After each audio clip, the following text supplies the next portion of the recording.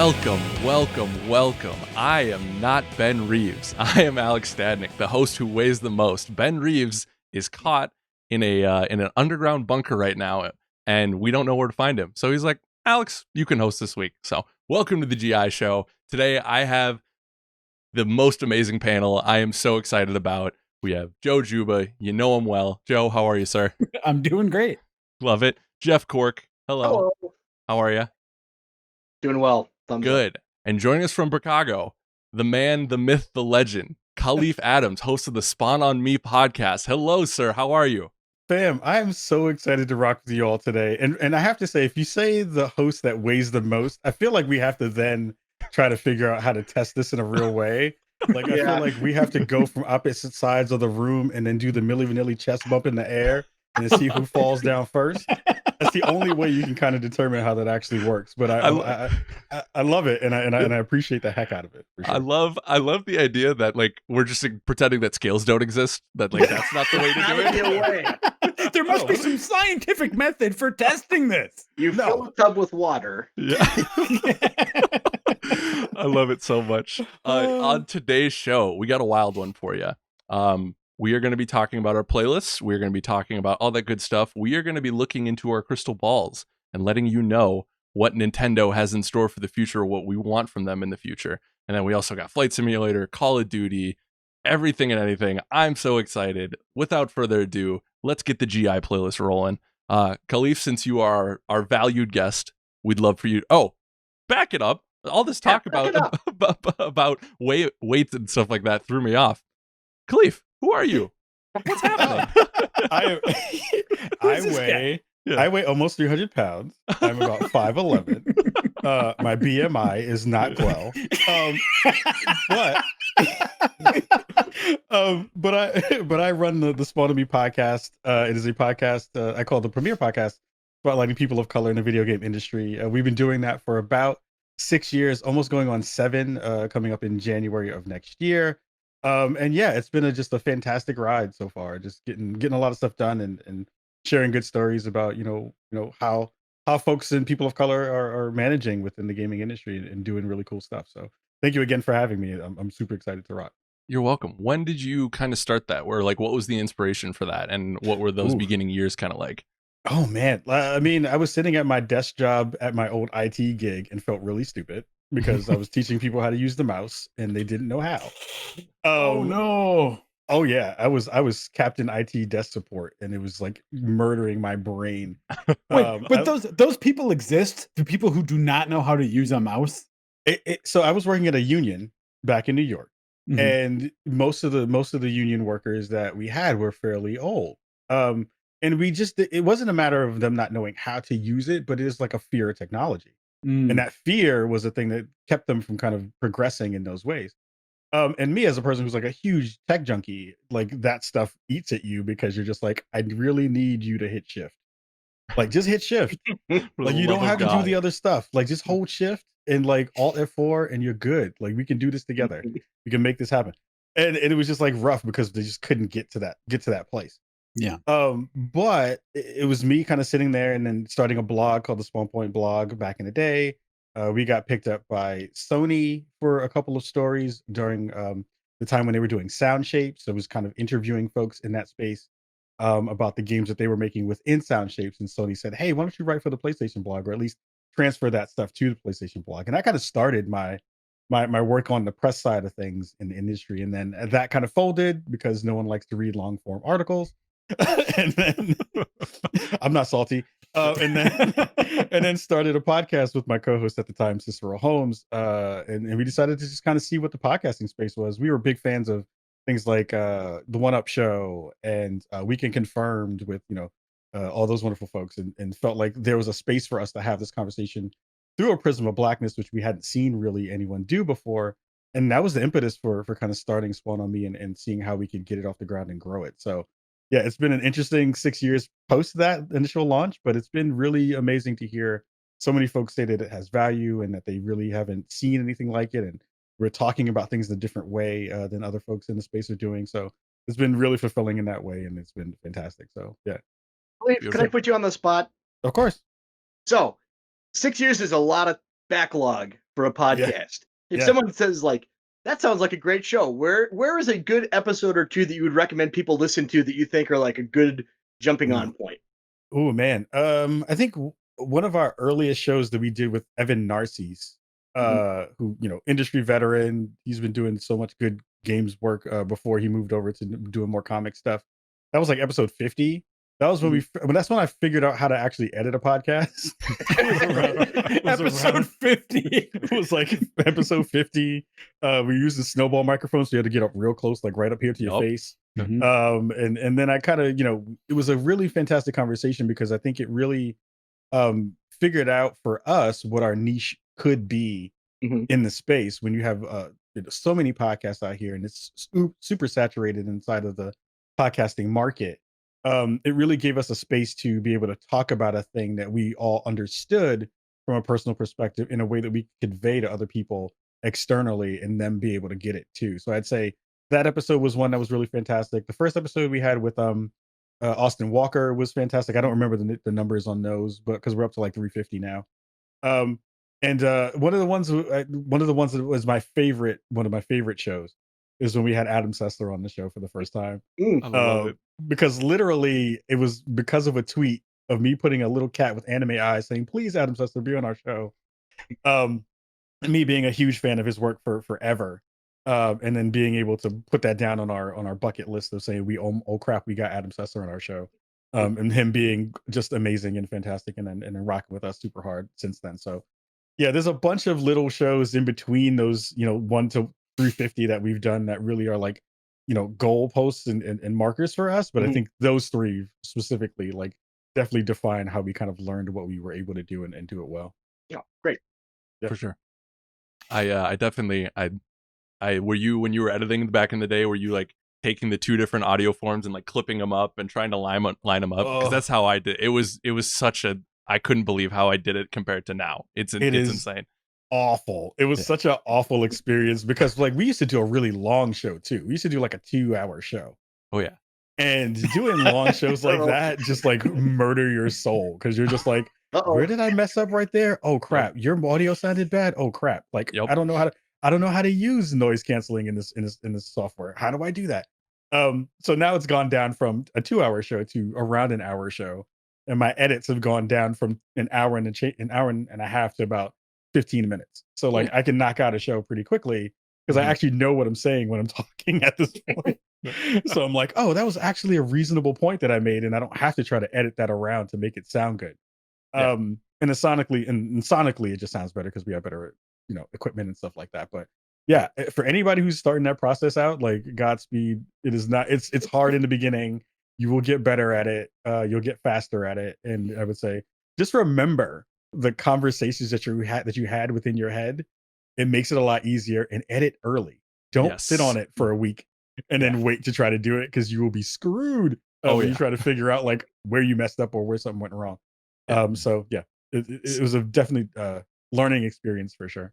Yeah, save yourself some time. Look up dynamics in Premiere. You'll be happy about it. You'll be so thankful for it. Oh my god, yes. Yeah. Moving on to the playlist. Thank you for joining us, Kahlief. We're very excited to have you. Yes. Do you want to kick off your playlist? What have you been playing? What have you been rocking with? Ooh, man, the saving grace for me, and you'll hear this kind of go through the most of the show this week, at least for my end, has been PGA Golf 2K. It has been saving my behind in terms of just like giving me a good space to have a thing that doesn't freak me out or make me mad. I know everyone has been on the Fall Guys train, and I appreciate it, and I love you all, but I like to win, and I don't like losing. I like to win knowing that it was like, or lose knowing it was my fault. Yeah. I'm okay with that part. And it's weird because like the zeitgeist is still there. I still pop onto it from now and again. But that like super level of randomness where I'm like, oh, I just clipped through the wall and I have no clue why. Or this team sucks. Team Yellow. We all see you. But it's like, it's all those things that mix within there. That's just like, I love that game, but also hate that game. So I've been playing a lot of that. Been playing crap ton of MK11. I'm a big fighting game fan. I've been a huge fighting game fan for a very long time. So that's like, I have weird go to bed games. So like MK is my go to bed game now. Interesting choice. So it's like, let me get really frustrated at lag and beating people up and also all these other things, and then go to sleep real peacefully, and try to figure out how that works, which is not the way it actually works. I usually go to bed and my wife is like, "Word? Okay." I'm like, "Yeah, all right. Yeah, yeah, I gotta get off the game too. I appreciate it." Um, and I've been playing a bunch of Dreams too. So like Dreams has been on PS4. Like I have been a huge advocate of that game for a long time since I saw it way back in 2015. And knew that it was going to be something special, but being able to see what the community has been able to do has just been so phenomenal. It's like the perfect mashup of all the tools that you would hope that you'd be able to have without having to learn Unreal or learn on Unity or learn any, kind of bigger or more robust kind of engines in that way. Where I go into it making music, where I see other people making sculptures and making all these wonderful worlds and games and stuff like that. So it's been just such a beautiful space to just kind of chill and learn, and really decompress from the world and the day and all those things in that nice, like, beautiful space that they've created. So yeah, those are three games specifically I'm like digging into a lot. And then there's all the usual Call of Duties and all that stuff, but we'll talk about that stuff a little bit later. Yeah, definitely. With Dreams, did you come to that knowing that that's what you wanted out of it, or was that just like you were playing around and you saw that it had enough tools to make your own music? I mean, I come from a long line of fake musicians. So me learning how to make music through various things. Like I usually kind of make music on my phone. Back in the day, I was a college DJ. I DJ'd in a couple places and made beats and all that kind of stuff. So I was always looking for that outlet to be able to do that stuff. And then when I remember seeing early on that this was like a full on, DAW that you would be able to have in PlayStation in a PlayStation form factor, and especially kind of knowing, games like MTV Music Generator and Amplitude and all those things in the space. I was looking to make music in this thing in a real way, and I'm still trying to figure it out. It's like you'll see me tweet out drips and drabs of things from now and again. It's like, oh, this sounded pretty good. 2 o'clock in the morning. Um, and those things kind of come out when I'm feeling like I need that creative itch to be scratched. So yeah, I just love what they have done with that game and with that engine, because I don't even like to call it a game at this point. I just love to say, like, this is an engine that you can build things in. And It's like a it's fantastic. suite of Yeah. tools. Yeah. Yeah, it's so fantastic, the way that they figured that stuff out, and then you can do a lot of stuff in VR too, which was the thing that I was Mm. really excited for. So yeah, I definitely knew what I was trying to get into, and now I'm just trying to learn how to do the other stuff that will supplement the music. So Fantastic. Cool. yeah, That's awesome. yeah. Mr. Juba, how about you? What are you playing? Yeah. So, well, let's see. I started a little bit of a preview build of 13 Sentinels, Aegis Rim, which Let's talk about that one. you can we have a gameplay video of that on our site right now that you can check out if you want to. I've been a big fan of well, I've been a big fan of some vanillaware stuff. Is the best way to put it, right? Like Odin Sphere, I really liked. So I've played their other stuff. So I'm interested in this game a lot because it's got more of a visual novel flair with some sort of turn-based tactical stuff it's just the early bit that I've played so far is hitting a lot of the right buttons for me. So I'm anxious to see more of that game for sure. Yeah. Mm. I'm done playing this now, but I recently finished playing Battletoads for review, which I am in the minority here. I think, like, if you check out review scores on that one, like, there is a broad spread, and I am on the low end of that spread. I did Yeah. not like Battletoads. Well, you're a notoriously fake gamer boy. Yeah. Well, and then it's also funny. I mean, like, the big takeaway, and I've talked about this in context of reviews many times before. Like, the big takeaway is like a review is an opinion. It's just the way someone felt about the game. So you can't necessarily, like, it's always weird when people leverage sort of objectively how you're wrong about something. And it's just Uh-huh. like, man, I just didn't have fun. I just did not think Battletoads was fun. If you like it, great. Play it. Yeah. Enjoy it. 100%. I'm Yeah. okay with that. Yeah. You're not going to lose sleep either way. No. I mean, if someone likes it, that's great. But the comments that crack me up about it are the ones that are like, this guy clearly doesn't know anything about Battletoads. It's like, man, look at how old I am. I know Battletoads. I spent so much time in that stupid turbo tunnel memorizing where the walls are coming. Like, I get it. I just didn't like it. Was there a specific beat about it that really threw you, or is it just the overall package of it? Oh, I mean, I think for me, and this is one of the things about it that I think is the most highly subjective. But for me, what really did not land is the humor. Like it was, Huh. I think the phrase that I used in my review was aggressively unfunny. Like it's not. To me, it wasn't just like that joke just didn't quite land. It's like anytime someone said a joke, I was just like, oh, shut up. Oh, yuck. It just did not work for me. So, For sure. hey, oh well. Yeah, and that's sort of been. Speaking of, I don't play games at night that like make me angry, but I I do play. I do like to close out a good day with some Stardew Valley often. So I'm still got that rolling on Switch, but that's sort of my, that's the game. Other people play Destiny or MMOs forever, and like Stardew Valley is the one that I just keep going back to. So Love it. Love it, love it, love it. Okay, Mr. Cork. All right, let's What are do you this. playing? What are you rocking? Well, it's interesting. This is like I bring it up all the time. I always play Fortnite with my youngest son. We have a great time playing duos. We got a win this morning. It was pretty clutch. And then for the first time ever though, I maxed out my battle pass.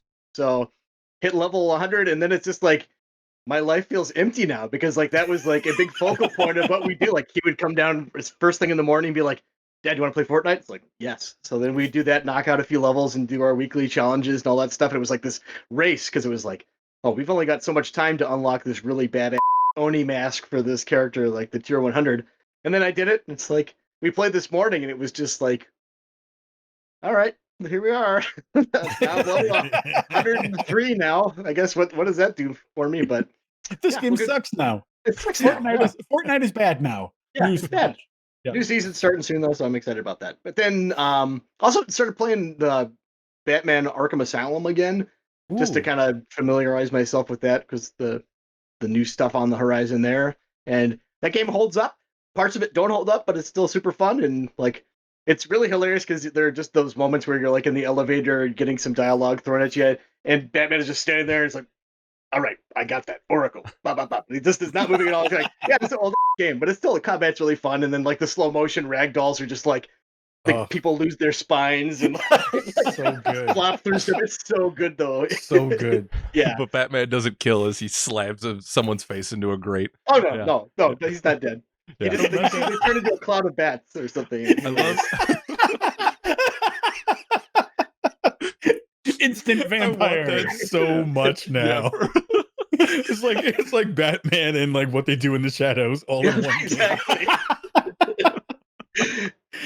Rocksteady, if you're listening. I think there was a video after Origins came out of like you could like grapple someone off the roof and then you could fly down to him and he's like, oh, that hurt. Oh, I'm still alive though. It's like, I love Batman, but that's the cherry on the top. Yeah, do you think you're gonna go through the whole series now, or do you just want to do Arkham? I think I'll go through all of them to a point. I know that when Arkham Knight came out, I did all the Riddler challenges, and I know that will never happen again in my life because that was absolutely not worth it. But oh well. It's like afterwards, I was like, I could have just looked that up on YouTube, probably. But look it up on YouTube. Take my advice. It's not worth it. I think totally not worth it. No. Especially like I think the achievement for it too was only like 40 points or 50 points of that. So I was like, that's like 100 hours. Like, come on, you got to reward that a little bit more. Oh yeah, incredibly frustrating. Yeah. I've also been playing a lot of Flight Simulator 2020, and have come to the conclusion that this is not for me. Oh no!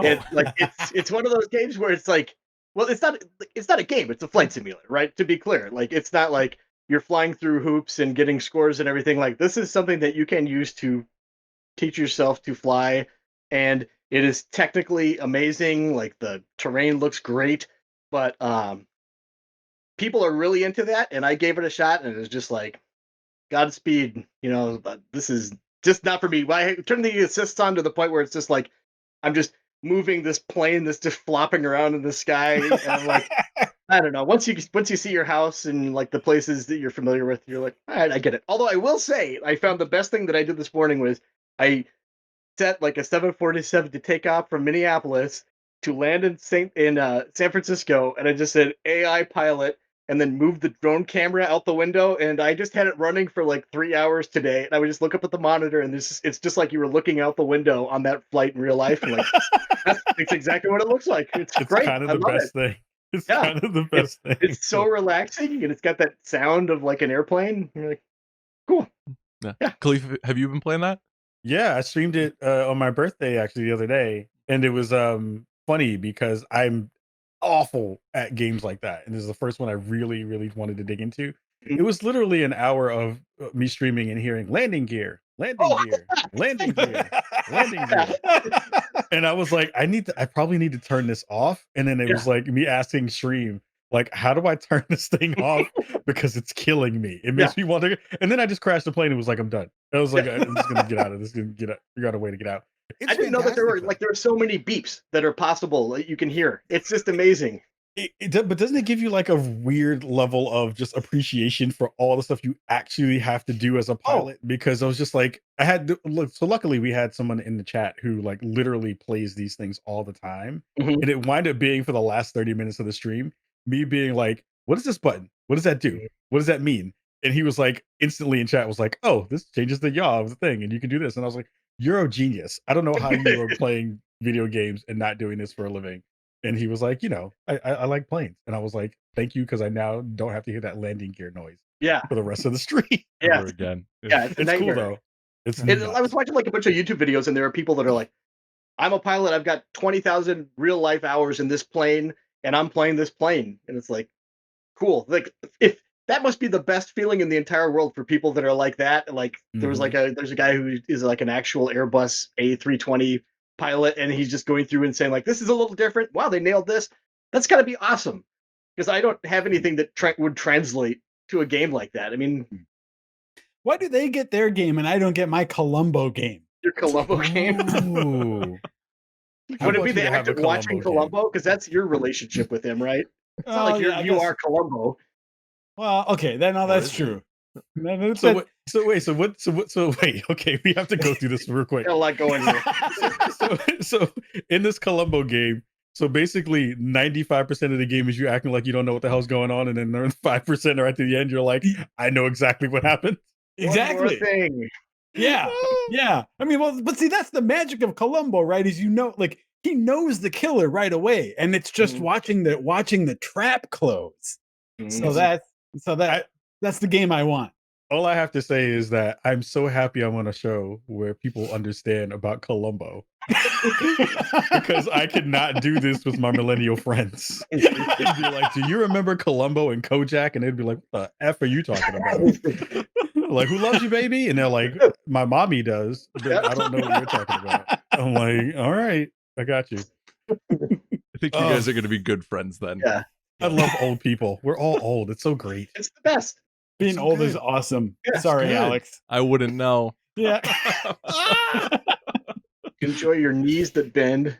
Oh yeah. Yeah. Knees. I remember those. Yeah. I did have to get my MCL scope, so half a knee. But anywho, Jeff, does that conclude your playlist? Yeah. Yeah. I think so. It's on Game Pass, so it's like if you have Game Pass on PC, you should absolutely download it. Set aside 100 gigs, and however long that takes you to download it, give it a shot, and then you can realize if it's for you or not. It's coming to console eventually too, right? Eventually, and I'm really curious to see how that works, because I'm just like the gamepad. Like I've done it with like a flight stick and with a keyboard and the gamepad. On the gamepad, it is not an intuitive experience. I do know the parking brake, Y plus B. That's how you turn that off. That's me playing. Left stick in is your landing gear up and down. Landing gear. Landing gear. Yep. I love it. Okay, so for my playlist, let's just cut to it. I've been playing Warzone and Call of Duty Warzone, and I I had kind of fallen off just because work has been busy and we've been looking at other games like 13 Sentinels, like Madden, like that kind of stuff. I wanted to get back in it because I knew they had announced that the reveal for Black Ops Cold War was coming yesterday for the viewers, and boy howdy, that was an event. Let's go through it. Are you sure you're not old?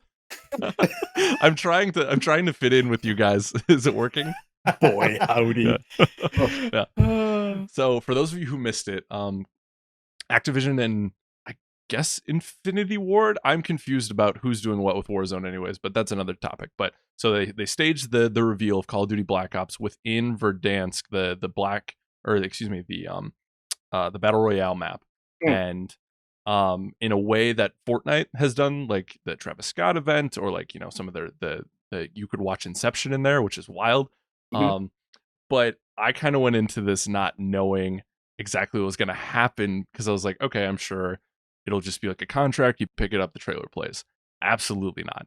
It was this intricate, wild beast of like, you started things off, you were put in a squad of 4, and then you had to kill 5 people to pick up intel. It wasn't the normal battle royale where you could just where if you died you'd go to the gulag and then you'd be done.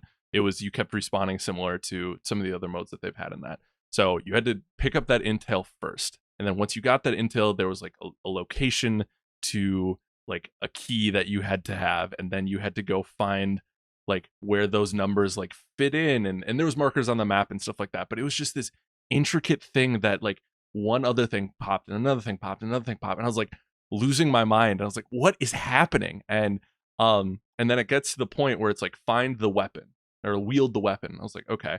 So for us, it gave like coordinates, and it sectioned off the map or whatever. And you get there, and it's Frank West or Frank Woods. He's just sitting there. Yeah. Oh, no, not Frank West. Yeah. Frank Woods is. Yeah. He's like, stand here, right here. Let me take a picture of you real fast. Yeah. He has covered wars. Yeah. There it is. Yeah. But Woods is standing there, and you get a specific gun which unlocks a blueprint within Warzone. And then from there, it was like, it said transmission incoming. So I was like, okay, what is this doing? And nothing was happening. So I was like, where do I have to be? Because if I streamed it, and I was like, if I'm streaming this and I miss where I have to be and we don't get the reveal, I'm just going to end the stream and you'll never hear from me again, because that would be the ultimate blue balls of an event like that. But then the timer ticked down, and then it puts you into the situation where you have to run against the like the smoke's coming in, or the gas is coming in, and like there's a timer, and if you don't get there, I don't know what happens, because I was booking it. I was not gonna miss this.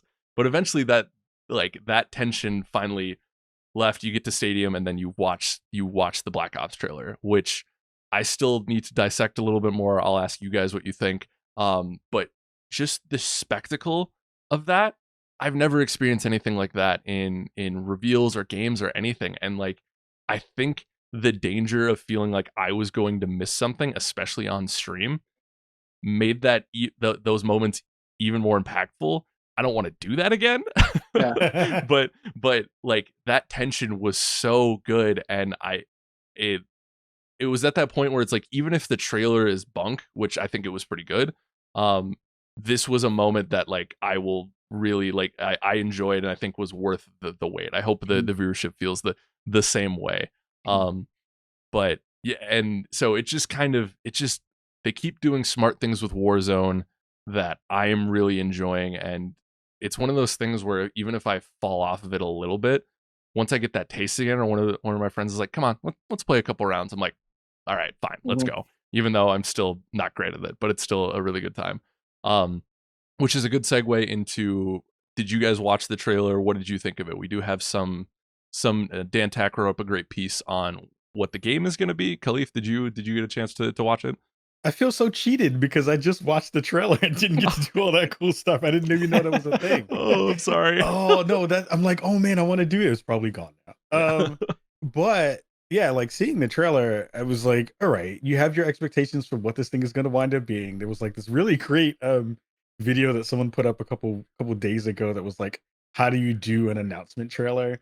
It's like add this noise and then do this cut and then I do saw this thing. that. It was fantastic, and it reminded me exactly of the Call of Duty Cold War thing.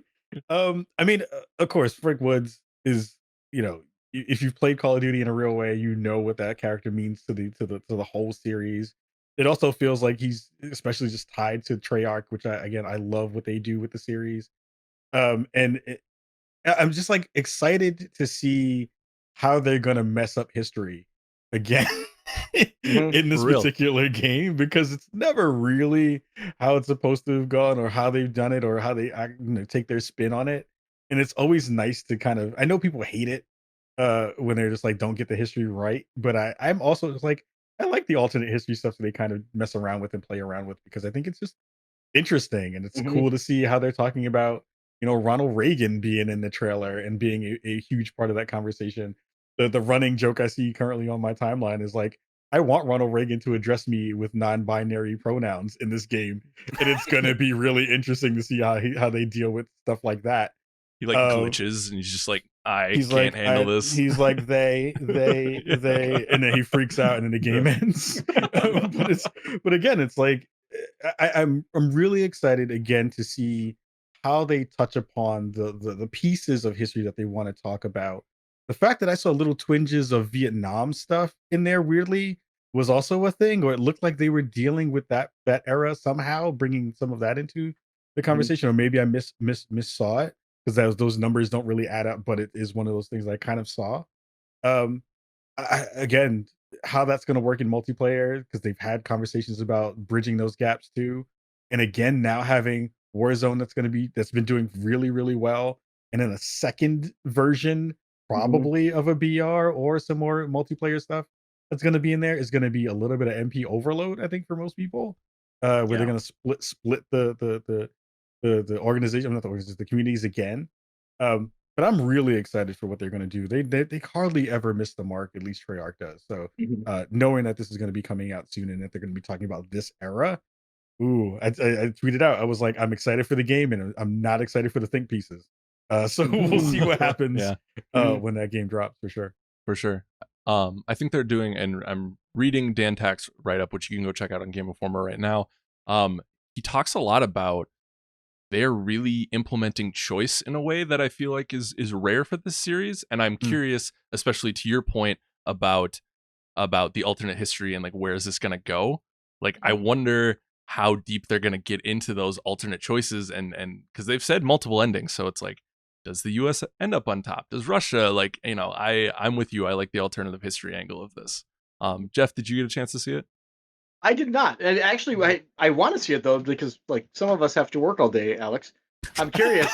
I'm curious for those of us who are in the working class, like how do we check that out? Do we just have to watch the trailer, or is this event something that we can participate in? Like, is it just like that was it kind of a timing, or I can't speak to the event. The Mhm. trailer is up on their YouTube page right Yeah. now, and then on social media. So if you didn't get the chance Mhm. to experience the insanity that was Yeah. the Know Your History thing, you can go to whatever social platform, and I think it's on their YouTube page. But check it out. When I logged off to start to pretend to do some work, I it was still up. Okay. So I don't know if it's just, well, it doesn't help the viewers if they're listening now, but I don't know Right. if it was just yesterday. I don't know if Yeah. it's continuing it today. Maybe they have, because that's such a cool experience. I want more people to Yeah. have, and I think it's you'd be hard pressed even in the pandemic to get people who are Mhm. working, more traditional jobs than us to actually go play that. So I really hope at least it's available until like today, tomorrow, something like Yeah. that. It seems So like an unforced error for them to only have it like you could play it like Wednesday morning. yeah, Like what? what? No, yeah, Prime 100%. gaming time for Yeah, everyone. exactly. Yeah. Yeah. Yeah. So, and then they announced at the end of it that multiplayer is going to be revealed on September 9th. So I don't know I don't know if they can recreate something like this. I would imagine it's a little bit more straightforward, but I think that's interesting that they would do the single player reveal within Warzone and not do something multiplayer related in the multiplayer. I guess I'm not sure. We'll see. But then I don't know how you recreate the feelings that this one drew up in people. So, but It was Send it out was a cool Google experience. form. It's like, hey, did you get a chance to do it? No. All right, we'll put you on a different server. Yeah. You can do it. Just recycle the exact same quest. Now Absolutely. it's a multiplayer trailer. Here Totally. you go. Yeah. Totally. Why not? Oh, I love it. Well, gentlemen, that was Yes, a sir. beautiful GI playlist. We were concise. We were quick. It was beautiful. It was a beautiful thing. Yeah, we really knocked that out. Let's get to the real show now. Yeah. If you're This waiting is- for it. This here is we where go. the opening credits would start now. Yeah. Yeah. This is truly the Assassin's Creed 3 of the GI show. All right. So I'm going to do my best Ben Reeves impersonation here, and you guys can grade me on it. Ready? So the main talker of the show. What will Nintendo do or Nintendo don't do? Won't do? Damn it. Never mind. That's a flawless Ben Reeves, actually. Yeah, that's that was pretty good, yeah, That was yeah. pretty good. Yeah. That's pretty good. We the main talker today is kind of the future of Nintendo. And what brought this on is there was a couple of reports floating out there, but Bloomberg reported on Monday or Tuesday, I believe, that the Nintendo is planning an upgraded Switch console for 2021. Now, this is something that we have heard about the last couple of years, and I think people have assumed from Nintendo because there's 30 different models of the 3DS. But it was interesting to see how they would do that with an actual with their console, because like the GameCube didn't get a ton of different versions, the Wii didn't, that kind of stuff. So I'm curious from you guys. We'll start with system, like what you guys want out of a system, but then we'll also go into what you guys want from games and how maybe a beefier system would accent that, would keep things the same, like what you're kind of looking for. So Kahlief, let's start with you. What system wise, like what do you hope this Switch Pro is? What do you think for their future? I want the Joy-Cons to stop drifting. Yes.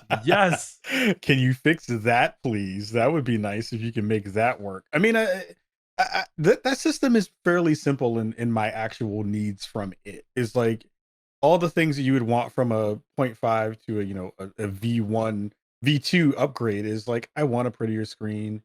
I want more battery life, which are, antithetical to each other. They are definitely in the opposites. But I think, yeah, it's really small things. It's just like, I want the grips to feel a little bit better. I want the Joy-Cons to stop drifting. I want the screen to be bigger or at a better or higher fidelity. I think in the grand scheme, that machine is pretty good at what it does. It doesn't need a lot of fiddling with it to make it better. They just really need to refine the stuff that's already in it so that it makes it more future proof and it doesn't feel like I have to think about the newest version of that console that's going to come out maybe in between the next gen consoles from the big boys in that respect. So yeah, it's not hard. Just make the thing better in all the ways that everyone kind of already knows that we actually have been asking for. Yeah. Yeah. Sure. Yeah. I'd agree with all that. I think for me, the big thing I want is more power out of it, which again sounds like a no-brainer, but the very specific reason for me is that like I think that that we've seen with some of the ports on the Switch, games like Witcher, games like The Outer Worlds, right? That like technically run on the Switch, and you can and it's not even like you get a terrible experience with them there, but they don't run as well as they could or should sometimes, right? So I think what has me most excited about the prospect is actually like this whole stable of games that are right now bound to my PS4 and Xbox One that could potentially come to the Switch, and then I could, take those. I really love the portability of the Switch. I mean, like I use it like that. Let's see. I don't know. I guess it's a pretty fair mix. I guess it's probably half and half, like docked and handheld for me. But it's just like nothing beats it if I'm back in the days when I would go on vacation and leave my home and stuff. Being able to bring that one system along was just perfect. So, yeah. Yeah. Jeff, how about you? What are you looking for in a new system? Basically nailed it. I think that it's one of those things like the old cliche with like gaming laptops is like price, performance, or battery life, pick two. So it would be nice in a perfect world to have all three of those things. But as Kahlief pointed out, like we all want a better screen, we also want battery life, and you don't get that, unfortunately. I think for me, performance is probably most important. I could stake out an outlet if necessary, or I think most of us have bought a giant battery pack or something. You know what I mean? So we're kind of resigned to that element of it. But I think, like to Joe's point, like it would be nice to know that there's, if not absolute parity, something close to it when you are playing a game that's been ported from another console, because you don't want it to make it seem like this is a good enough version of a game. That's always like a bummer feeling. But Yeah, I mean, like I tried playing the Elder Scroll or Skyrim, right? I played some Skyrim on Switch, and it's like, yeah, it works. Like I have Skyrim on my PC with all those mods and stuff. It's like, what? I want, like, it would be great if the, like Jeff said, for the parody, it would be great if it was just as good as, if a game could be just as good on Switch as it was on PS4 and Xbox One, but also portable. Yeah. 100%. Yeah. Yep. I think from a actual physical console perspective, and I know this is maybe more of a me problem, but I as we outlined at the start of the show, I'm a big man, and I got big, like, bear claws on me. And I would love, especially if they're gonna look into 4K, I know that's probably more on the TV side, but if they're upping the portable side of this, like, I would love a little bit bigger controllers, that, because the Joy-Cons, like, kind of fit, you know what I mean? I feel like I'm just like, my thumb can mash all of them at one time. And there's some really great peripherals that kind of mitigate that problem, but I would love a Nintendo branded product to take care of that doesn't have the drift, as we've outlined here before. And I think that's possible without alienating your kid audience who needs something a little bit smaller. So I'm curious to see, maybe it's just like, maybe just adding like a small, like a larger, like, I have the peripheral anyways, but like a larger kind of like grip to them type of thing, or having that ability. Styling it maybe something similar to the Pro Controller, because I think that Pro Controller is easily one of the best controllers we've had. From a tech perspective, I echo what you guys have said 100%. With the, I envision a future, and I want a future where, without licensing problems, like Final Fantasy VII Remake is coming to Switch. You know what I mean? Like stuff that, because I don't need like competitive shooters necessarily. I don't need like that. I have my place for that, but taking those kind of games on the go is especially in my current life, is vital, because I play my Switch mostly like before bed, and I love the idea of giving, I'm kind of all over the place with this now, but I love the idea of giving devs, maybe, within Nintendo and some of the indie devs, the ability to create something like Ori, per se, like graphically, you know what I mean? And be able to have a system that is not going to set on fire if you try to like boot it up, you know what I mean? And I think a more powerful Switch, because I don't need to see the pores on Mario's face, like I don't think that's what they're going to get. No.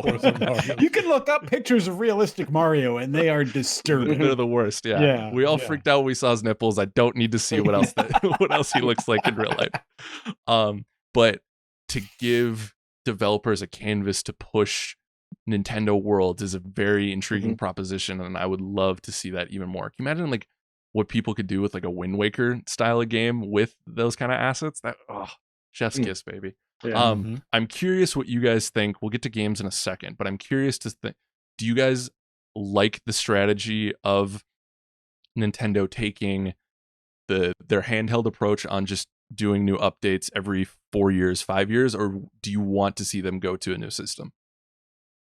Kahlief, we can start with you.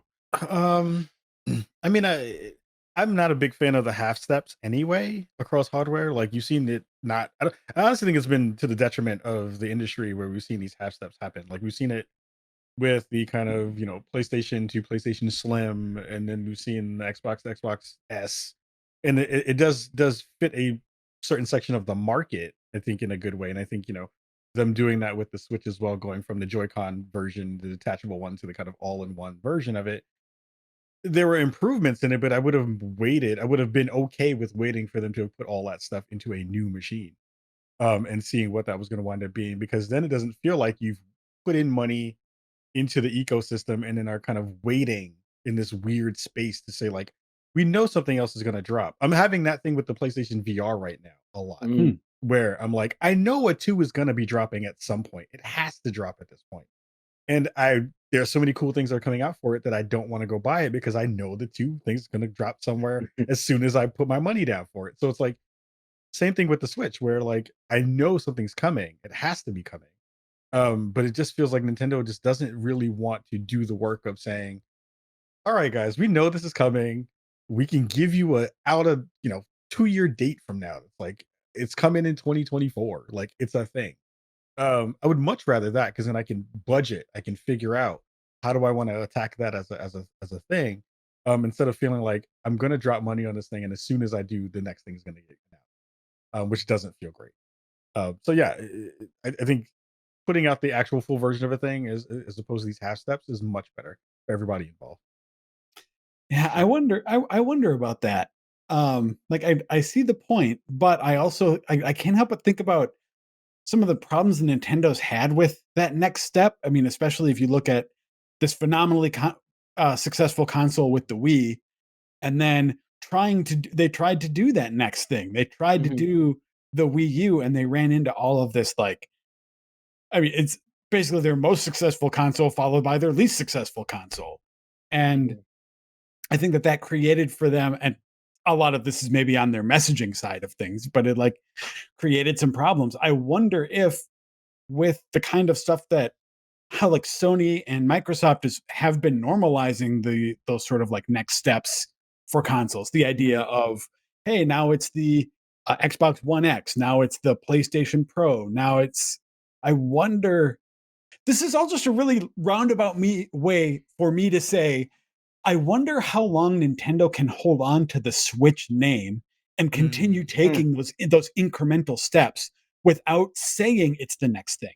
If they can say, this is Mhm. the Switch XL, this is the Switch Pro, this is the Switch, blah, blah, blah, then you don't run into that confusion of people not sure if it's a new thing or an old thing or what. You can just like keep stringing along the people who are really interested in it and hopefully Mhm. just keep bringing that audience in. A real quick point to that, and I think this is one of the things that matters the most when we talk about Nintendo as a brand and as an entity. Mhm. We as I know I am not in the Super Nintendo fan club in that same way. I will freely admit that, and I think that one of the things that I notice is that to a certain extent, it doesn't really matter if you are a Nintendo fan. They can throw anything at you, and you're gonna buy it.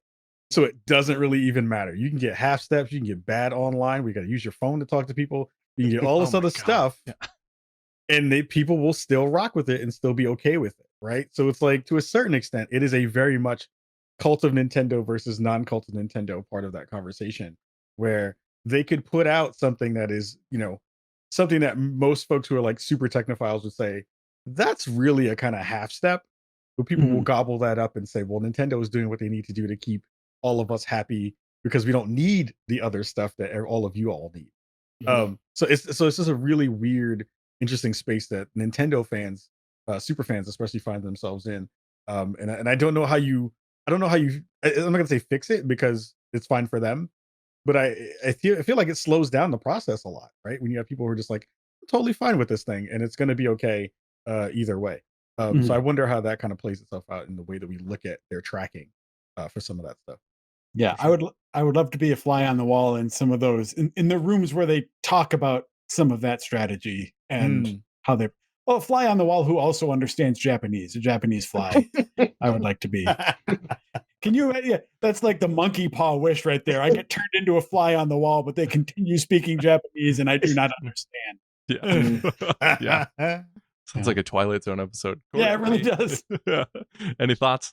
This is more of a non sequitur series of thoughts, but I will say, like, whatever they do, whether it's like a half measure or a full next step, all I want is the next hardware to be designed in such a way where I don't feel like when I activate the kickstand, I'm gonna break it, and when I lift up the little flap to take the cartridge out, that I'm not gonna like snap that flimsy little connection. It just seems like the build quality, like, it hasn't fallen apart on me yet, but I just feel like every time I like mess around with stuff that this is going to be the time that I break this thing. So maybe don't do that. Yeah. Like the kickstand has 20 uses in it tops, and you really have to be careful. Yeah, and we'll just put the access to the micro SD card behind that because that's cool. Oh yeah, it's like the whole body is made from like really industrial strength stuff, and then everything else surrounding the screen is like the stuff you see in the as seen on TV stuff that you get in the mall. Exactly. It's like, what the hell did you make this thing out of? What is this? 100%. All right. We're running long on this conversation. Shocking. We never run long on these kind of things. 2-hour podcast. Can you imagine, Kahlief? How does that work? If you guys can have Joel start with you, unless you want me to start somewhere else, and then in that case I will. If there's a series, whether it's on the Switch right now or not, what games do you miss from Nintendo? What do you want to see, like, or what haven't you seen from this generation of Switch games that you want? Is there a franchise? Is there a character that you want to come back?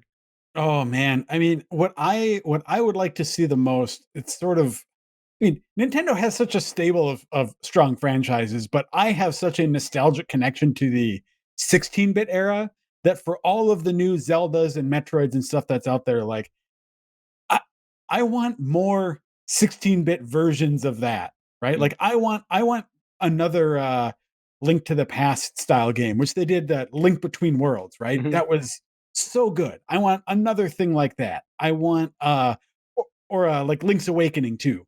But then and then also just like do another Metroid, but do Super Metroid 2, right? Do it real. Don't do some remake with weird 3D visuals of Metroid 2. You know what I mean? Like I don't want that. I just want what I loved about Metroid. And I guess I feel this way about a lot of developers. Square Enix also, who has like this big legacy in 16-bit stuff. And like I don't know why. I mean, I guess it has to just be the market doesn't want it, but I want games that look like they belong back on Super Nintendo, but new games. That's maybe why I love Axiom Verge so much. Like an Octopath Traveler kind of thing. Yeah. Like I want more games that look like Octopath Traveler that tap into that. Maybe, and I had some issues with Octopath Traveler also, but like ultimately that was a really fun like throwback kind of experience. But with that like that retro but modern visual flair to it, like more projects along those lines. That's what I want. For sure. Jeff? I promise you this is not a meme. I genuinely think that Nintendo for a long time has just had a hard time figuring out what to do with Chibi Robo, and I think that there is an appetite for them to do something with that character. I mean, they made an amiibo out of it. They had the Ziplash game, so like he's front of mind for at least a small cadre of developers within Nintendo, and I think that that's a character in like the original game. It deserves, I think, like a reimagining or maybe like a sequel to that original style where you're exploring the house and interacting with the family and solving kind of like this weird mystery. I think that it's a really engaging world. I think the tone is very strange and fun. The characters interesting and I think really well designed. And I just think that they're kind of like that. They don't know what to do with it, so they just keep trying. Well, we'll make it like a really forgettable side scroller, which is probably not their design document. Let's make a forgettable side scroller. But it just seems like that's a character like, don't do all this other stuff. Just go back and do the thing that you did originally that was so cool that put the character on the map such that it was. So I'd really like to see a return to Chibi Robo. For sure. That's a good call. I like that. That's a deep cut. Yeah, that's a deep cut. Yeah. Mr. Adams, how about you? Ooh, my needs are very simple. I want a new Excite bike. I want a new pro wrestling. Oh my God. A new Beautiful Joe. I want a Beautiful Joe game. Oh, okay. And two like super, super weird things that I want them to do just because I'm an idiot is I want them to figure out a new way to bring a light gun peripheral to Switch. Oh, and I want them to figure out a way to make the knitting software and the knitting machine back in the early 80s. I want that to be a thing. Make a real knitting machine that you can connect to your Switch, and then you can make Nintendo clothes. You can make your Animal Crossing shirts on a real knitting machine that's connected to a Nintendo machine. You can do it. So pro wrestling, what was your go-to character for pro wrestling? Oh my God, it had to be Oh my! I just said Hayabusa was my favorite Mhm. because that Sabat kick was dope for Yeah. no reason. Wait, And is this the one with Starman? With Starman. Oh yeah, Starman, 1,000% King Starman. Corn Right? Karn. What was Yes. the Amazon? What was that guy's name? Was it Yeah, just it was- Like Piranha or something like that. Yeah, yes? it was just the Amazon, and he had a move where you would like chew people's heads. Yeah, Yes. Blanca saw that and was like, Yeah, okay, yeah, yeah. I get Yeah. it. Yeah. If you give me updated pro wrestling, I will be over the moon happy. That would be fantastic. amazing. Yeah, Yep. I would love an updated pro wrestling game. That game was so Mhm. fun. So good. Cool. I'll be brief. I think it's wild that we haven't had more Donkey Kong love on the Switch so far. And like Mhm. I would love to see what they could do with like we haven't had Donkey Kong 64 type of like 3D platformer in a while, and I'm curious to see how that would what a development team could do with that. I also think like a Kid Icarus game in the style of maybe something like more combo based, like a Bayonetta or a Devil May Cry game. Bring these characters that people only know from Smash into their own light, and I think you have some interesting space to play with because people, I'm going to say 90% of my age group has not played the original Kid Icarus. They only know him Mhm. from Smash. You know what I mean? I think you Mhm. could do some interesting things in those kind of spaces. So, Who would you want to make the Donkey Kong game? Because I have an idea of who I want in my own head. Rare's cheating, so I'm not going to say that. Uh, who did the? I feel like I want. Well, that's cheating too because I was going to say the ukulele developers. I feel like with a better budget could do something interesting with that, but that's filled with old Rare people. So Let me pitch you on this. all right, Donkey Kong Country remake by Hideo Kojima. Just rock with me for a minute. okay, let's hear it. And that was it. That was the whole pitch. It wasn't anything else. It was literally just like put Hideo Kojima on a game that no one would want to see in the world and see how that rocks. That is the best. That's the best segue we could have had. Old X All to right. skip. Yeah. Man, what a fun talker. Thank you guys. All right. We are going to take a quick break and then we're going to jump into some community email and then we'll get you guys out of here. So we will be right back.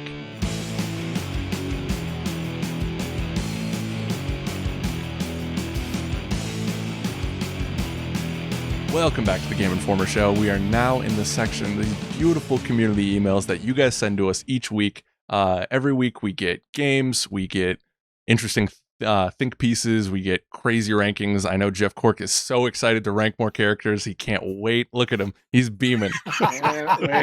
Yeah. But you can go to if you have any interesting stuff. I know we were also taking video game related dreams. Dares was an option. A whole thing. It gets wild here. But you could send that to podcast@gameinformer.com, which is where I pulled a lot of these lovely emails from today. So we are going to start with, okay, so this is from Donnie from Norfolk, Virginia, right? That's a place. Hi, GI friends. I think watching the trailer for the Batman is the first time something has gotten me excited this year. There's a lot of great games that have come out so far, but I haven't felt the level of escapism I need for a year like 2020. I feel that. I don't know what it is about this Batman trailer, but it's got me looking forward to something I'm genuinely excited, and I'm genuinely excited again. Have you guys had something this year that's lifted your spirits to the level you need?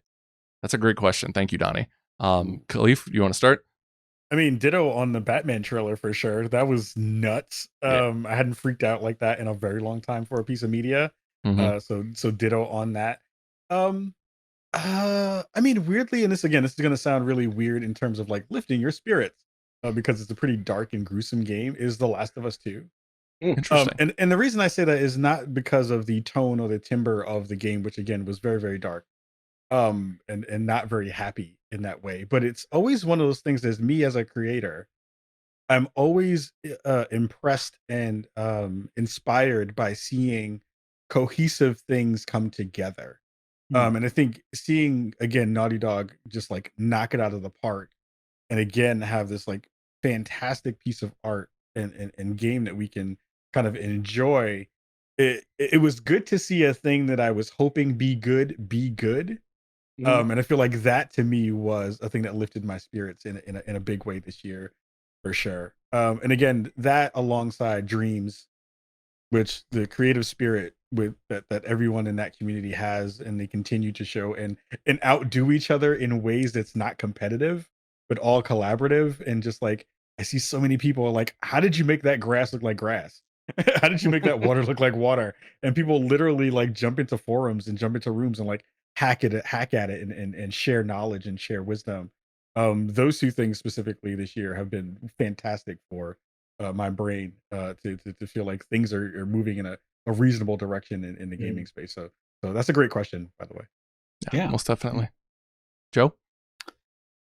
Well, for me on the gaming front specifically, we're going back a fair ways now, but Final Fantasy VII Remake was just was just I don't know, like fun and comforting and interesting and intriguing on so many different levels as I was playing it. I mean, Alex, you and I had what, like a full hour plus discussion about the ending, and Yep. there are some ways in which the ending I think was disappointing for me, but it, in large part, going through that game, I just didn't want it to end. Like I went through and got the platinum trophy on it and everything. I was like, just being back in that world was so yeah, I keep going back to the word like comforting, right? Like it seemed so impossible that Square Enix would be able to simultaneously meet expectations for the people who are fans of the old game and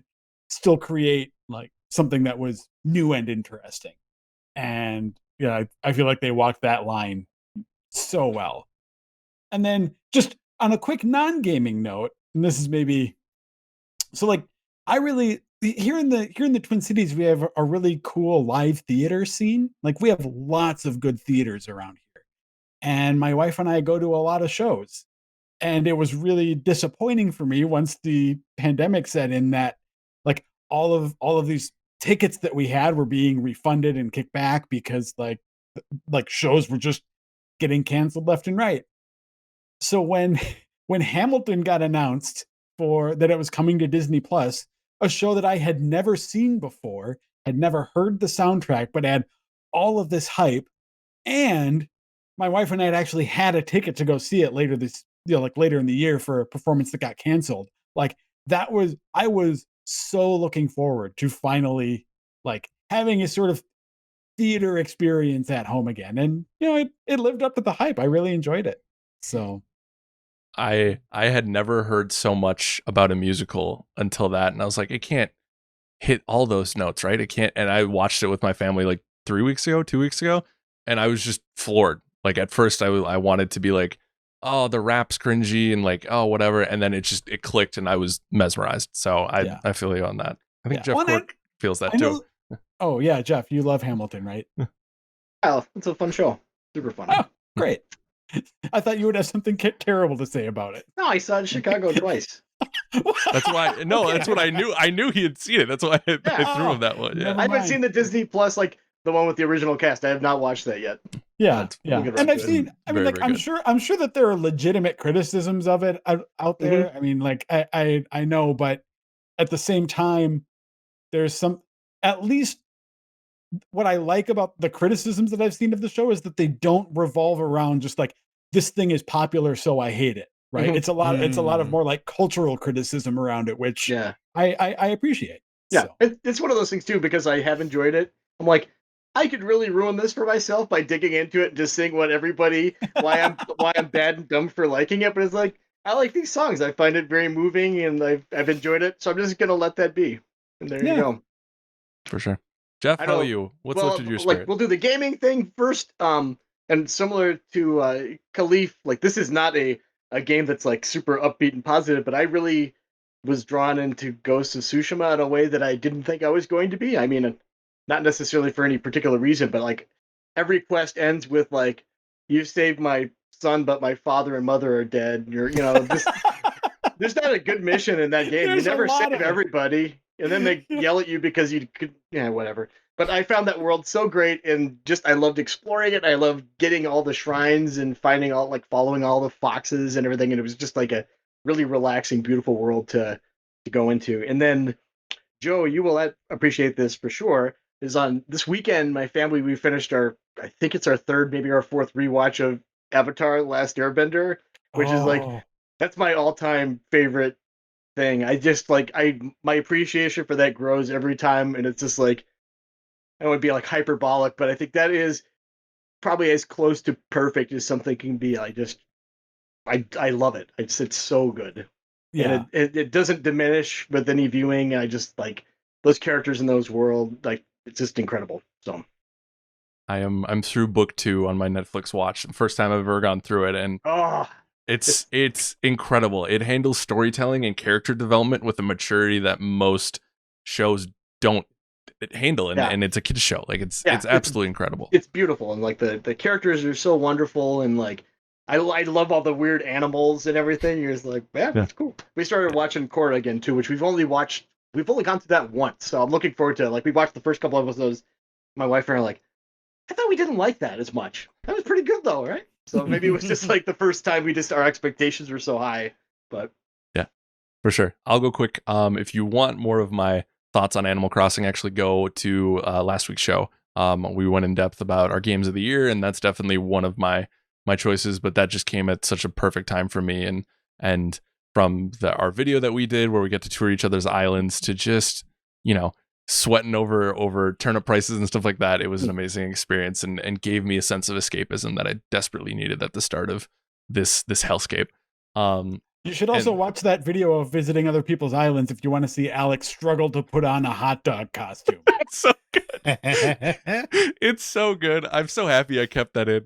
And then another just goofy something where I could wind down during the day with was 100% What the Golf on Switch. It came out on PC last year, and it finally came to Switch. I was like, this is the perfect time to play this, and it's just silly, goofy fun, and what I don't want to spoil what it gets into, but the later levels are so good and so creative and pay homage to some really fun stuff. So I think it's on sale right now. Go check it out. It is phenomenal, and it's a great just like 6 hours, 5 hours, whatever. But it is very much worth it. So moving on to Tyler from England.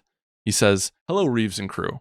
My question to you is whether you think we would have had next generation release dates and prices by now if E3 was this year.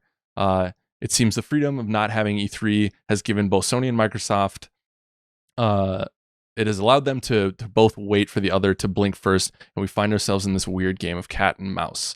So I open up to panel. Do you guys think, I think COVID definitely plays a role in this, but like outside of COVID related things, do you guys think that we would know how much we're spending, and from there? Joe, you're shaking your head no? No, absolutely not. I think that E3 or not, I think we'd be in this game of chicken either way. Okay. Yeah. Kahlief, you were shaking your head too. Yeah, same. I think E3 is where you show the box, and then you have your own thing later on in the year where you give the price. For sure. It's kind of just the way the cadence runs.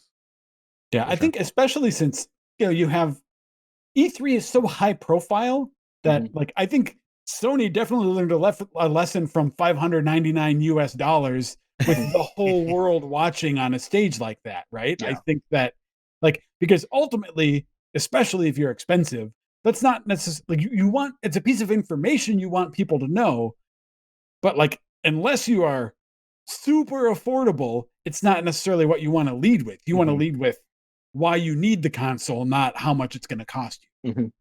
I think, if I'm not mistaken, I think around this time last year we already knew the price and release date for the Xbox One, and I think at Gamescom is when they did give the release date for the PlayStation 4. But we may have already known the price then. So it seems like the clock is ticking. It is very frustrating, I find, just as someone who's just like, how much money do I need to set aside? But The funny thing about all those things is like we see the botching, the current botching of how they want to talk about moving your games from current gen to next gen It's in insane. a terrible, awful, unreasonable way.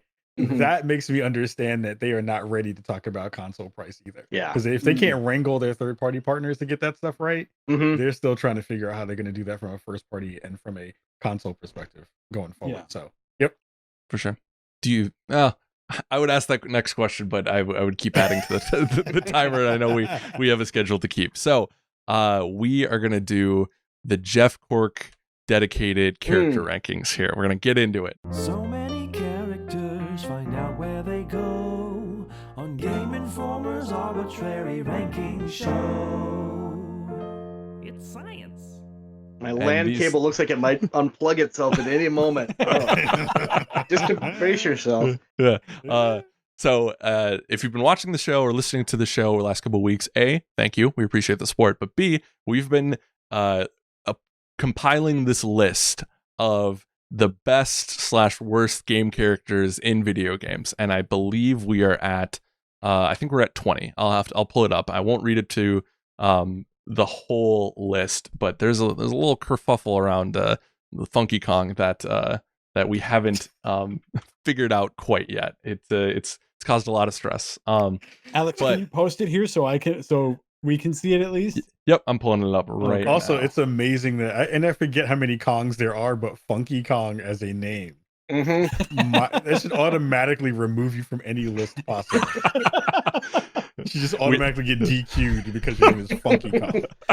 Oh yeah, there we go. We'll go through the top 5 quickly. It's Ellie from Last of Us at number 1, Kratos from God of War at 2, Shepard from Mass Effect at 3, Chun-Li from Street Fighter at 4, Solid Snake from Metal Gear Solid at 5. And this week I'm going to put in the shell what the list is so far. Oh, great. So Joel Cost from Newmarket, New Hampshire would like to add to this list. Now, Joel, I have to say, I consider not putting you on this list. You cheated. You put 4. There's only 3. We need 3 from you. But I think he had some good ones to put on this list. So we'll start with Eddie Riggs from Brutal Legend, and where we think he deserves to be on this list. He's a better character than the game was.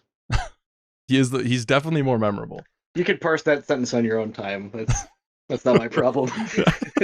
I mean, I'm looking down, probably considering that we have like Toad, Mega Man, Fox McCloud sort of in that area, like above it. I mean, I think we're looking at bottom quarter of the list for Eddie Riggs, right? Yeah, for sure. Yeah, for sure.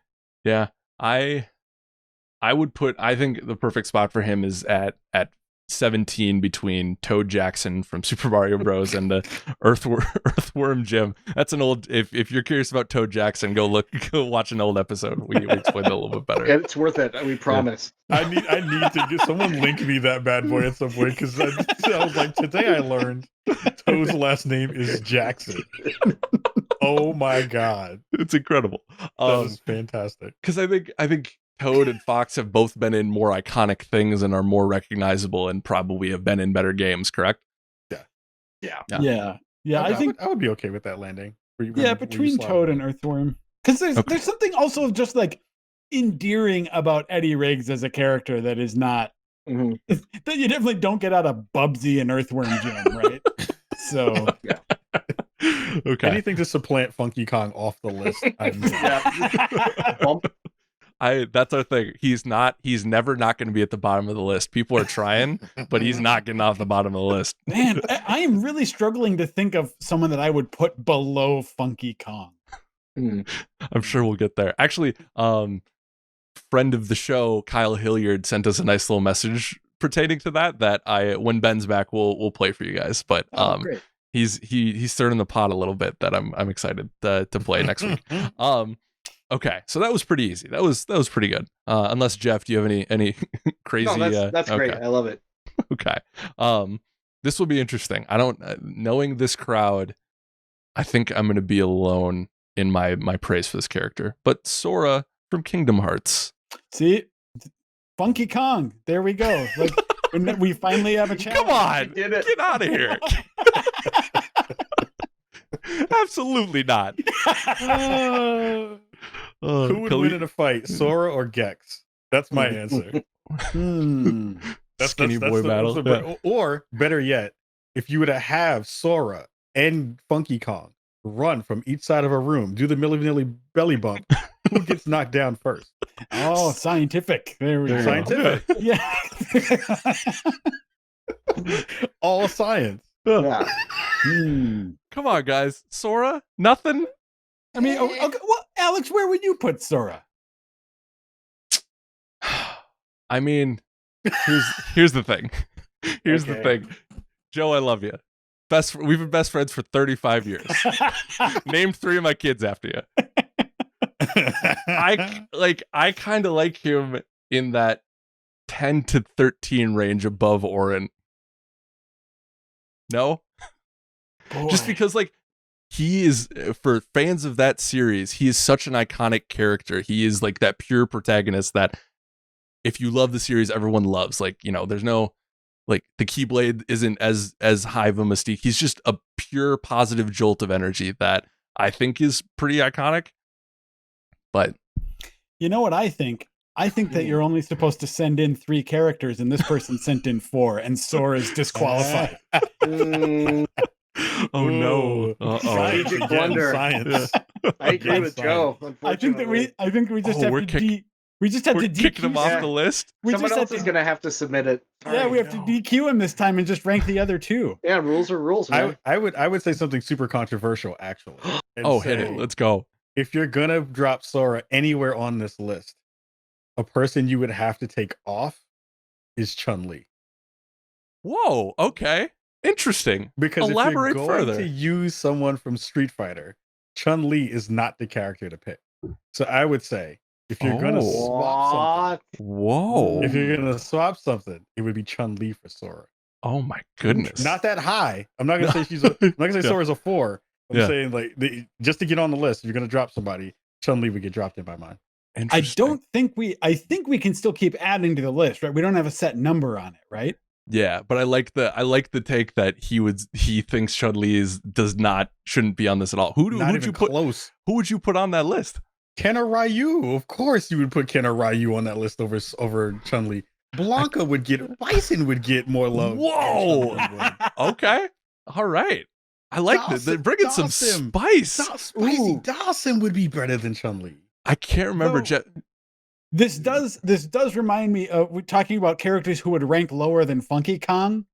Dan Hibiki from Street Fighter would rank lower than Funky Kong. Truth. Yeah. Truth. Jeff, I can't remember in our scientific scientific method with this. Did we say it was 1 per franchise? I don't think we did, right? I think we did. Did we? Oh Yeah. no. That means Oh, I yeah. you mean I put Luigi on and Toad Jackson before we put Mario on? You blowed it. Oh no. I'll have to So check the tape. That means we blew up the whole list because that means you got to take off the duplicate. I think we can strike that rule. It's actually interesting when you allow multiple characters from a franchise because then you get to see like how does Toad Jackson stack up against Mario? Yeah. True. It's Yeah. reasonable. Yeah. It's reasonable. Either way, Okay. Chun-Li got to go. Okay. Okay. So not taking her off the list, where would you Yes. put her? Oh, she's like maybe fighting for Funky Kong's spot. No. Wow. Wow. Unbelievable. Oh my god. Chun-Li is like garbage tier. Street Fighter. Like I love Chun-Li, mind you. You know, Yeah. like Chun-Li, iconic character in lots of different ways. But in a list of all the Street Fighter characters over all the games, even in Street Fighter 2 lore, she is not as dope as Guile, who had better hair. And Crack your when you case. turn upside, well, they both had kicks where you turn upside down. But I'm saying Chun-Li, nah. Nah. Okay. Nah. That's for all the thirsty people. All the thirsty people like Chun-Li. That's the reason why. Let's get to the real facts. People who like Chun-Li is because of the thigh meat. That's the Oh real my deal. God. If people are fronting like that's not the real deal, but it's okay to say it out loud. But Oh, if can want you to talk come about on this characters segment who are- Huh? every week? Can you come on the segment every week? I'm just saying. I will spit the truth if no one else wants to. Damn it! I Chun-Li's love not on Burn that it list. down. I Burn the love- list down. I love the idea that every week you come on and just pick one character why it's just wrong. Like, Just like, it's so nah. wrong to be in it. Nah, it's It's not like, on nah, that character, nah. here. All right. So Sora's in jail. Chun-Li, I don't know what to do with Chun-Li now. It's a whole thing. How about this? How about Pikachu? Can we go with Pikachu? Can we rank the Pokemon himself or herself? I think Pikachu is looking at the list, is probably in that realm of like Luigi and Chibi Robo, right? Mhm. Probably Yep. above Chuck Green. Definitely. Right? I don't know. Probably Yeah, above Chuck Green for sure. I think below Alex. I think Alex Vance is probably too low on this list too, though. So that's another problem. The Agreed. most one of the Go most iconic video game characters is this low. I think in the GLaDOS world? is too high. What does Oh. Pikachu have besides being iconic? Cute Good face, electric powers. Good Yeah. plushy toys. A limited vocabulary and electric power. Depending if you watch Detective Pikachu or not. Yeah, okay. I didn't. FYI. Oh, I Oh, had so man. many jokes after you just said limited vocabulary and blah blah blah. There was so many jokes that I can't say out here. I'm just gonna say real fast. I'll save that one for my own show. Okay. Yes, save all your good material for your own podcast. No, because I was. give us beat here. Hey, That's fine. I will not give you my Chun Li skills. Anyway, Okay. So Jeff, Kahlief, where do Pikachu in the 10 to 15 range? yeah, Pikachu is at least top 10 in my mind. For sure. I think. See, that's the thing. I would put him above Luigi and Big Daddy probably. As much as I love both of those, but that's too high, right, Joe? I would with say, that. Okay. Jeff, I know you are, Jeff. Jeff, you think he's better than Chibi Robo? Pikachu's better? I mean, he says Pikachu. You have a compelling argument. Yeah. What if, So let's number say- one? Oh boy. I would say between Luigi and Chibi Robo then if Pikachu That has sounds to go good. that high. Yeah. That's a reasonable spot. Okay. It So feels like a compromise where no one's totally happy with it, but Yeah. between Luigi and Chibi, is that what you said? Okay. yeah. I can rock with that. I can sleep knowing that. Yeah. Okay. Agree So- with you that Alex is too low though. Alex Yeah, Vance. Yeah. Alex, do you accept emails from Game Informer staff members suggesting reorderings of these lists? Maybe spouses of Game Informer. Okay. No, Employees, that's all I need. That's all I need. That'll work. And now, because now we have your request for Arnon, Kahlief's request for Chun Li. I think maybe next week we do have to look at rearranging some of this. Let's get this. The last character since we got rid of Sora is Deacon's, which is just wild. This is insanity. Deacon St. John from Days Gone, Interesting. which is Oh, a character that I interesting know call. Mr. Cork enjoys. Yeah, I like that game. I think he's an interesting character. I don't know if he's no Mega Man. I mean, He's no Funky Kong. Hey, all of our characters today had celebrity voices. Ah, If it's you- true. If you count Detective Pikachu, Ryan Gosling, yeah. yeah. Sora is Haley Joel Osment, right? No. Yep. Yep. Yeah. And then Deacon, what's his name, is Sam, what's his name? Yep. Sam Whitwer. There you go. Ah, baby. yes. From the What's His Name clan. Yeah. Glenn, what's his name? Rest of his name. Okay. So it sounds like below, so between 15 and he can't be lower than the Kong, Funky Kong. He's better than Earthworm James. There's no question about it. Do you like him better than Eddie Riggs? Yeah, that's where I'm feeling the spot. I'm Personally, feeling yeah. okay. But this isn't my list. I like your This is a contributions list though. for the people. The people's list. You're a man of the people though. Yeah, this list is supposed to make everybody mad in a different way. It's working. Yep. Yeah. Deacon and Eddie seem like they are close. They're Yeah. cut from the I- same cloth. I think Eddie Riggs is more likable than Deacon. I It's not- kind of it's not- wish that it's they not picked most his likable. homeboy. I kind of wish they picked his homeboy instead of Deacon. Oh, Boozer. Boozer, yeah. I kind of wish they picked Boozer as opposed to Boy, because Boozer would get higher up on the list Yeah. than Deacon would actually. He Okay. could really lay in a bed really well, couldn't he? He was just like, go without me. But Help. no, I'm coming anyway. Yeah. I'm Okay, rolling Alex, anyway. slot in Deacon right above Eddie Riggs. Okay, so number 18. That's But- solid. Okay. We made a lot of progress on this today. We had our 1st Mhm. disqualification. We had we had some spice about who even deserves to be on this list. I love this. That's what the list is about. Yeah. That's that passion you got to bring to it. Oh, I So- love it. Yeah, it's so good. So I will post, and this week, Ugh. since it's getting big enough, I will post our character rankings in the shell. Maybe not. I'll maybe put in the YouTube description if people care. But that is the list. So we have Pikachu has slotted in at 10.